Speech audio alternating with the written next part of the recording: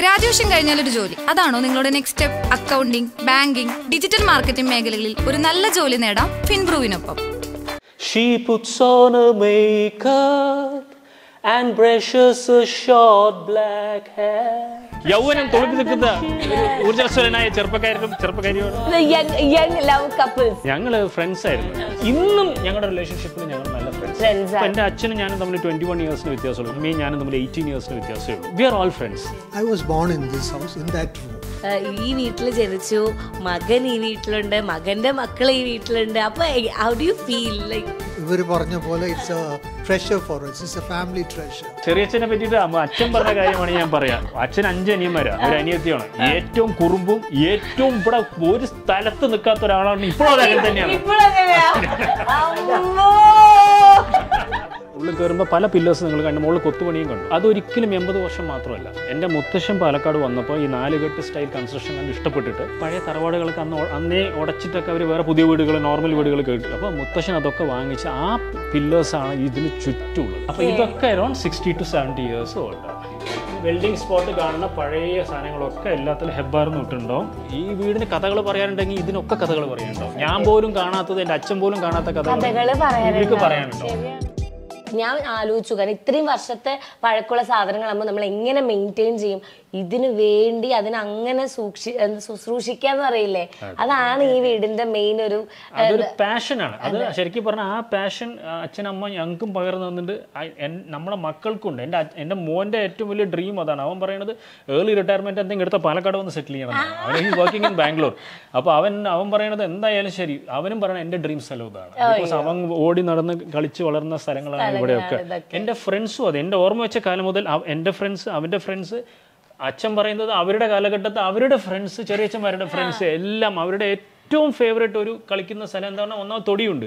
അപ്പൊ മാവ്, എന്താ പറയാ, ചക്ക, സപ്പോട്ട. അപ്പൊ സമ്മർ എന്ന് പറഞ്ഞാൽ ഇവിടെ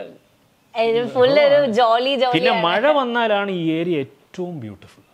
മഴ വീട്ടിന്റെ ഉള്ളിൽ കെട്ടി നിൽക്കുക മാത്രമല്ല, ഇതിന് ഒഴുകി പോവും പുറത്തേക്ക്. അത് നമുക്ക് ഓപ്പൺ ചെയ്താൽ കുറച്ചു നേരം അടച്ചു വെച്ചാൽ കയറി വരും, പിന്നെ നമുക്ക് ഓപ്പൺ ചെയ്താൽ പോവും. പക്ഷെ ആ മഴ പെയ്യുന്നത് അതിമനോഹരമാണ്. അയ്യോ, നമ്മൾ വേനൽക്കാലത്ത് വന്നു പോയില്ലോ. ഓക്കെ, നേരത്തെ ഒരു പാട്ട് നമ്മള് ബാക്കി വെച്ചിരുന്നു, പാടാൻ പറഞ്ഞത്. ബാക്കി വെച്ചതല്ല, ഞാൻ പാട്ടിനെ കുറിച്ച് പറഞ്ഞു. അപ്പൊ ഞാൻ പറഞ്ഞു പാട്ട് പാടണമെന്ന്. അപ്പൊ ഒരു പാട്ട്, ആ പാട്ട് തന്നെ അനിതനെ പറ്റി പറഞ്ഞ പാട്ട് 4 വരി പാടാം. എന്നിട്ട് നമ്മളൊരു റൊമാൻറ്റിക് ഒരു സംഭവം കൂടെ ചേച്ചിനെ വെച്ച്. 32 വർഷം കഴിഞ്ഞിട്ട് റൊമാൻറ്റിക് അല്ലാന്ന് പറഞ്ഞില്ലേ? ഒരിക്കലല്ല. ഇപ്പോൾ സ്റ്റിൽ ഊർജ്ജസ്വലനായ ചെറുപ്പക്കാരിയാണ് നിങ്ങളുടെ മുമ്പിൽ നിൽക്കുന്നത്. സ്റ്റിൽ ഫ്രഷ് ആയി ഇവരുടെ റൊമാൻറ്റിക് ലൈഫില് നമ്മൾ ചെറിയൊരു പാട്ട് കാണാൻ പോവാണ്. ഓക്കെ, അപ്പം മറ്റേ ഇങ്ങനെയൊക്കെ പിടിച്ചിട്ട് ഇങ്ങനെ ഒന്ന് റൊട്ടേറ്റ് ചെയ്താൽ young love couples. Okay, 3, 2, 1 go. It's late in the evening, she's wondering what clothes to wear. She puts on her makeup and brushes her short black hair. And then she'll ask me, do I look alright? And I say yes, you look wonderful tonight. Romance Madhyo?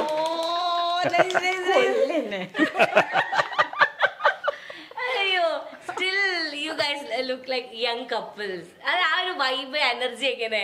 അല്ല, ഞങ്ങൾ friends ആയിരുന്നല്ലോ. ഞങ്ങൾ പരിചയപ്പെടുന്നത് friends ആയിട്ടാണ്. അന്നത്തെ college ടൈമിൽ ഞങ്ങൾ കോമ്പറ്റീഷൻസിന് Inter university ഈ സോൺ, ചില മറ്റേ PhD-ലേക്കുള്ള ഓപ്പൺ യൂണിവേഴ്സിറ്റി. ക്യൂട്ട് എന്തായിരുന്നു അറിയോ? അപ്പോൾ വിക്ടോറിയ കോളേജിലാണ് എല്ലാ ബ്രദേഴ്സും എല്ലാ സിസ്റ്റേഴ്സും. കുറേ സിസ്റ്റേഴ്സ് മേഴ്സിയിലുണ്ടാവും.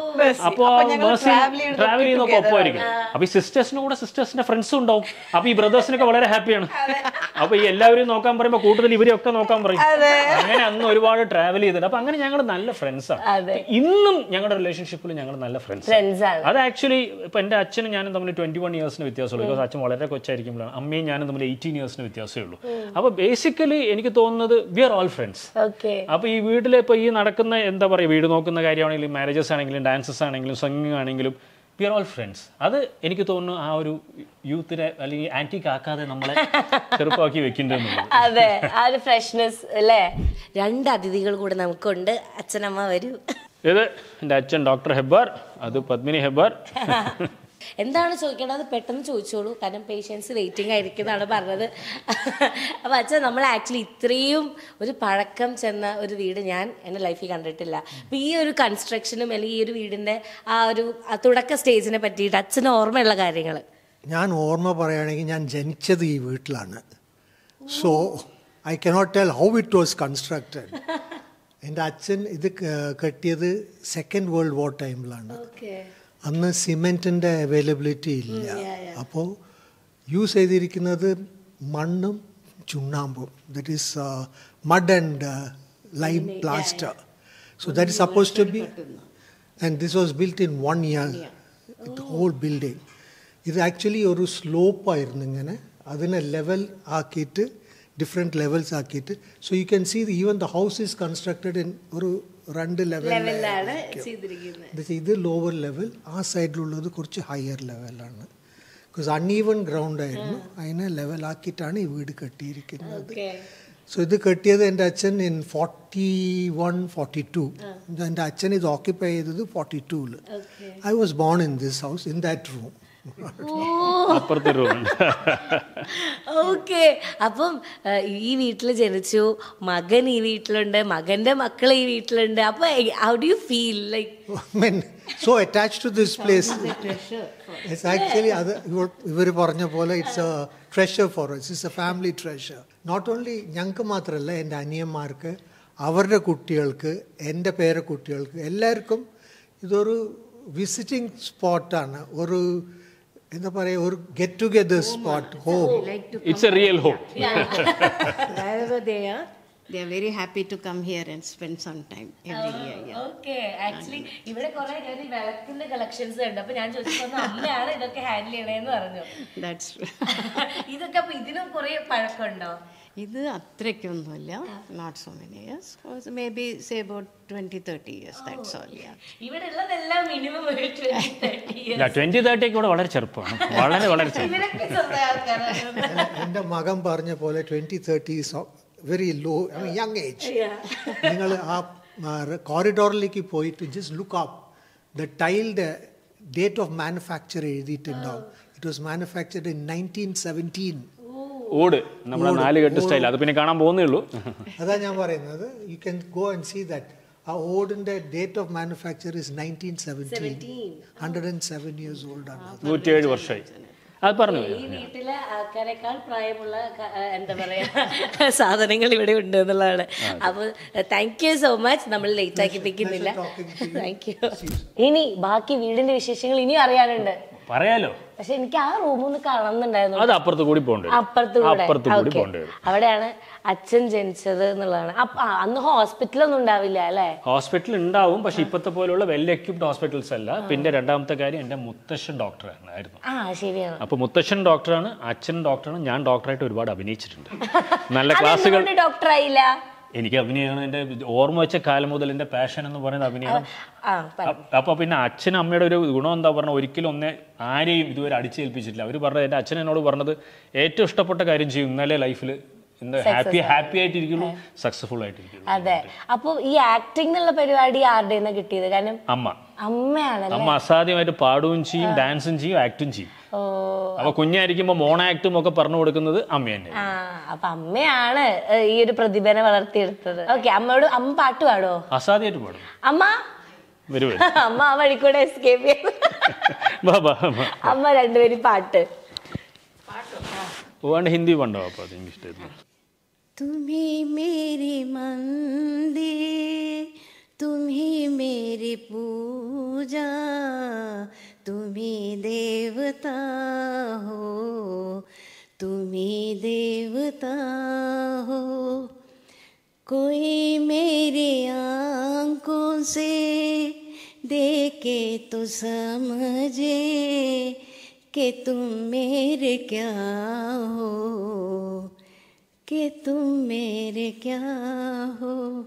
പക്ഷെ ഷിവറിങ് ഉണ്ട് ഇപ്പോൾ. Thank you so much. നമ്മള് ആക്ച്വലി ചോദിച്ചതാണ്, അമ്മ ഒരു ഹെസിറ്റേഷൻ ഇല്ലാണ്ട് പെട്ടെന്ന് വന്ന് പാടി. Thank you. അപ്പൊ ഈ ഇങ്ങനെയൊക്കെ പാട്ട് പാടിയിട്ടായിരുന്നു രാജേഷ് ഇങ്ങനെ ഉറക്കാറുണ്ടായിരുന്നു ചെറുപ്പത്തിൽ? അത് സത്യം തന്നെയാണ്. ആണല്ലേ? എന്നെന്നല്ല, എന്റെ കുട്ടികളെയും എല്ലാവർക്കും അവർക്കുള്ള ഫേവറേറ്റ് സോങ്സും ഉണ്ട്. നമ്മുടെ അമ്മ ക്രിയേറ്റും ചെയ്ത് പാട് സ്വന്തമായിട്ട് ലിറിക്സ് അത് വായി തോന്നിയതൊക്കെ തീർത്തിട്ട് പാടും കുട്ടികളെ ഹാപ്പിയൊക്കെ വേണ്ടിയിട്ട്. Okay, thank you so much അമ്മ, താങ്ക് യു. അപ്പൊ ഞാൻ ഇവിടെ വന്നപ്പോഴാണ് ആലോചിച്ചത്, നമ്മുടെ അച്ഛൻ പറഞ്ഞു ഓട് ഇതാണോ? അതെ, അതിലേക്ക് ഫോക്കസ് ചെയ്താൽ നിങ്ങൾക്ക് അപ്പം കാണാം എല്ലാ ഓടുകളിലും ഉണ്ട് 1917 കൃത്യമായിട്ട്. അപ്പൊ ഈ പഴയ കാലത്ത് ഓടോ ഇതൊന്നും പൊട്ടൊന്നുമില്ല? അത് മെയിൻറ്റെയിൻ ചെയ്ത് തന്നെയാണ്. ഇപ്പൊ ഈ പറയുന്ന വുഡില്ലേ, ഇവിടെ പില്ലേഴ്സും കണ്ടില്ലേ, ഇപ്പൊ ഉള്ളിൽ കയറുമ്പോൾ പല പില്ലേഴ്സ് നിങ്ങൾ കണ്ടു, മുകളിൽ കൊത്തുപണിയും കണ്ടു. അതൊരിക്കലും 80 വർഷം മാത്രമല്ല. എൻ്റെ മുത്തശ്ശൻ പാലക്കാട് വന്നപ്പോൾ ഈ 4 കെട്ട് സ്റ്റൈൽ കൺസ്ട്രക്ഷൻ കണ്ട് ഇഷ്ടപ്പെട്ടിട്ട് പല ഈ പഴയ തറവാടുകളൊക്കെ അന്നേ ഉടച്ചിട്ടൊക്കെ അവർ വേറെ പുതിയ വീടുകൾ, നോർമൽ വീടുകൾ കേട്ടു. അപ്പോൾ മുത്തശ്ശൻ അതൊക്കെ വാങ്ങിച്ച് ആ പില്ലേഴ്സാണ് ഇതിന് ചുറ്റുമുള്ളത്. അപ്പം അങ്ങനെ നോക്കാൻ പോയാൽ ഈ പില്ലേഴ്സിനുണ്ട് 100 കൊല്ലത്തിൽ മേലെയുള്ള പഴക്കം. 100 125 150 മിനിമം വരണം. ബിക്കോസ് അന്ന് എത്രയോ പഴക്കമുള്ള ഇല്ലങ്ങളിൽ നിന്നാണല്ലോ ഇത് പൊട്ടിച്ചെടുത്ത് കൊണ്ടുവന്നത്. ഇത് കൺസ്ട്രക്ട് ചെയ്തത് 1942 കംപ്ലീറ്റ് ചെയ്തത്. ചെറിയച്ഛൻ കരുണാനിധി സ്റ്റൈലില് നല്ല വെയിലായതുകൊണ്ട് കൂളിംഗ് ഗ്ലാസ് ഒക്കെ ഇട്ടിട്ട് എത്തിയിരിക്കുക ഒരാള്. ഇപ്പോൾ ചുള്ളനായിട്ടാണല്ലോ നടക്കുന്നത്. അതാണ് എനർജിക്ക് ഒരു കുഴവില്ല ചെറിയച്ഛന്. ഞാൻ ആലോചിക്കാറുണ്ട് രാജേഷേട്ടൻ എങ്ങനെയാണ്, എവിടെ നിന്നാണ് ഇത്ര എനർജി? ആക്ച്വലി ഫാമിലി മൊത്തം ഭയങ്കര വൈബുള്ള ആൾക്കാരാണ്. എന്തൊക്കെ വിശേഷങ്ങൾ? കുഞ്ഞുങ്ങളുടെ അടുത്തൊക്കെ പോയിട്ട് വന്നാണ്. ഒരു മോള് ആർമിയില്, വേറൊരു മോള് ഹോട്ടൽ മാനേജ്മെന്റ്. പച്ചക്കാർ പോയിട്ട് വന്നു, അവിടെ 3 മാസം ഇരുന്നായിരുന്നു. ഓ അത് ശരി. നിയർ ലക്നൗ. ലക്നൗ. മോള് മേജർ ആയിരുന്നു ആർമിയില്. പിന്നെ ഹസ്ബൻഡും ബിക്കോസ് അവര് ലേഡീസ് വൈഫ്സ് അങ്ങനെയൊന്നും കൺസിഡർ ചെയ്യില്ല. So she had to leave the army. മകന്റെ ഹസ്ബൻഡ് കേണലാണ്. അത് ശരി, വലിയ വലിയ സംഭവങ്ങളാണ്. അപ്പം എന്താണ് ഈ വീടിനെ പറ്റിയിട്ട് ചെറിയൊരു ഓർമ്മ പറയാൻ പറഞ്ഞ ഒരു ഫേവറേറ്റ് ഓർമ്മ? ഓടിക്കളിച്ചായിരിക്കും അല്ലേ? അല്ല, അതിന്റെ എന്തുകൊണ്ട് ഞാൻ പറഞ്ഞു, ഞാൻ ഇടയിൽ കയറി പറഞ്ഞതെന്ന് ആരും വിചാരിക്കരുത്. ബിക്കോസ് ചെറിയച്ഛന് മലയാളത്തിൽ എക്സ്പ്രസ് ചെയ്യാൻ കുറച്ച് ബുദ്ധിമുട്ടുണ്ട്. സംസാരിക്കും, പക്ഷെ എക്സ്പ്ലെയിൻ ചെയ്യാൻ വാക്കുകൾക്ക് എന്താ പറയാ മലയാളത്തിലാവുമ്പോ. അപ്പൊ തുളുവാണെങ്കിൽ ചറപറന്ന് പറഞ്ഞു തന്നെ. അപ്പൊ വേറെ ഭാഷ അറിയോ? കന്നഡ എനിക്കറിയില്ല. അതല്ല, ചെറിയച്ഛനെ പറ്റിയിട്ട് അച്ഛൻ പറഞ്ഞ കാര്യമാണ് ഞാൻ പറയാം. അച്ഛൻ 5 അനിയന്മാരാ, ഒരു അനിയത്തിയാണ്. ഏറ്റവും കുറുമ്പും ഏറ്റവും ഇവിടെ ഒരു സ്ഥലത്ത് നിൽക്കാത്ത ഒരാളാണ്. ഇപ്പോഴും അത് അങ്ങനെ തന്നെയാണ്. അതാണ് എനർജി. അതെ, കാരണം ഞാൻ അവിടെ വരുമ്പോ തന്നെ ഉണ്ടല്ലോ ആ ഒരു ഫുൾ ആറ്റിറ്റ്യൂഡും ഇപ്പോഴും ഉണ്ട് അത്. എങ്ങനെയുണ്ട്? പിന്നെ പറയോ, ഒരു ഫേവറേറ്റ് മെമ്മറി പറയോ? ഓടിക്കളിക്കണ തന്നെ അല്ലേ? അങ്ങനെ പറയാൻ പറ്റില്ല. ഇംഗ്ലീഷ് സംസാരിക്കോ? അത് പറയാൻ പറ്റോ? അമ്മ കല്യാണം കഴിഞ്ഞ് ഇവിടെ വരുമ്പോ അമ്മക്ക് 16 years ആണ്. 16. ഓൾ ദ ബ്രദേഴ്സ് ഒക്കെ സ്ലൈറ്റ്ലി യങ്ങറാണ്. അപ്പൊ ഇവരൊക്കെ അപ്പൊ കളിക്കൂട്ടുകാരായിരുന്നു നമ്മുടെ ഇവരൊക്കെ അന്ന്. കല്യാണം കഴിഞ്ഞ് വന്ന സമയത്ത് മെമ്മറിയൊക്കെ പോയി. അപ്പൊ മെമ്മറി പോയോ? അങ്ങനെയല്ല, he has some issues with slight memory. Severe pneumonia attack വന്നിട്ട് അപ്പൊ ചെറിയ മെമ്മറി ലാപ്സസ് വരും ചെറിയ. അതാണ് ഈ trying to explain why is not able to remember. That's fine. ഇപ്പൊ എവിടെ പോയിട്ടാ വന്നത്? ടൗണില് പോയത് എങ്ങനെയാന്നറിയോ? ആ കൂളിംഗ് ഗ്ലാസ് എടുത്തോ, ടൗണില് പോയ ചെത്ത് ഭയനായിട്ട്. അമ്മോ, പഴയ തമിഴ് സിനിമയുടെ ഫാനാണ്. ഇപ്പൊ മനസ്സിലായില്ല എന്തുകൊണ്ടാണെന്ന്. ഡയലോഗൊക്കെ അറിയോ? അയ്യോ പാവം. ഇല്ല, ഇത് മാത്രമാണ് ആക്ടർ അല്ലേ? കുഴപ്പമില്ല. അപ്പൊ മുത്തശ്ശനെ നമുക്ക് ഫ്രീ ആക്കി വിടാം. പാവം. Okay, thank you. സൂപ്പർ. ഞാൻ എപ്പോഴും പറയാറുണ്ട്, ഈ വീട്ടിലെ ഓരോ സംഭവങ്ങളും ഇപ്പൊ ഈ ഫാന് പോലെയൊക്കെ ഇതൊരു ക്യാരക്ടർ പോലെയാണ്. അപ്പൊ ഞാൻ എപ്പോഴും പറയും, ഈ വീടിന് കഥകൾ പറയാനുണ്ടെങ്കിൽ ഇതിനൊക്കെ കഥകൾ പറയാനുണ്ടോ. ഞാൻ പോലും കാണാത്തത്, എന്റെ അച്ഛൻ പോലും കാണാത്ത കഥകൾ ഇവർക്ക് പറയാനുണ്ടോ. ഇത് ഞാനൊരു ഇതായിട്ട് ഫിലോസഫി ആയിട്ട് പറയില്ല, സത്യമാണല്ലോ. സത്യമാണല്ലോ. അപ്പം ഇനി ഒരു കിച്ചന്റെ ചെറിയൊരു ഗ്ലിംസും കൂടെ കാണിച്ച് കിച്ചൺ പറയണത് ഇത് പണ്ടത്തെ സ്റ്റൈലിലുള്ള കിച്ചൺ ആയിരുന്നു. അവിടെ വിറകടുപ്പ് ഇത് അവിടെ അതിന്റെ അവശിഷ്ടങ്ങൾ ഇപ്പോഴും കാണാം. ഇപ്പോൾ വേണമെങ്കിൽ ആക്കാം. അവിടെ വിറകടുപ്പിന്റെ സെറ്റപ്പ് ഉണ്ട്. പിന്നെ ഇവിടെ ഞാൻ കുഞ്ഞായിരിക്കുമ്പോൾ ഇവിടെ വാഷ് ചെയ്യേണ്ട സിങ്ക് ഒക്കെ നിലത്തെങ്ങനെയായിരുന്നു. അപ്പൊ അതിനൊന്ന് ചെറിയതായിട്ട് മാറ്റിയെന്നേ ഉള്ളൂ.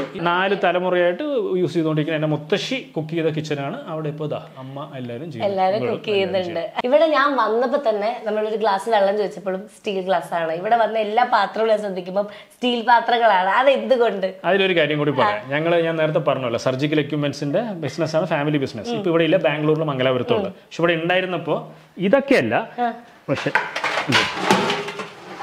ഏറ്റവും വലിയ ഇത് ഉണ്ണാനുള്ള പാത്രമാണ്. ഇതിവിടെ ഫാക്ടറിയിൽ ഉണ്ടാക്കിയതാണ്. ഇത് അതേപോലെ ഇത് നമ്മുടെ ഫാക്ടറിയിൽ ഉണ്ടാക്കിയതാണ്. അതേപോലെ ഈ വെൽഡിംഗ് സ്പോട്ട് കാണുന്ന പഴയ സാധനങ്ങളൊക്കെ എല്ലാത്തിലും ഹെബ്ബാർന്ന് ഇട്ടുണ്ടാവും. ഇതാ കണ്ടോ, ഹെബ്ബാർ സ്റ്റെൻസിൽ ചെയ്ത് വെച്ചിട്ടുണ്ടാവും. ഇത് ഫാക്ടറിയിൽ ഉണ്ടാക്കിയതാണ്.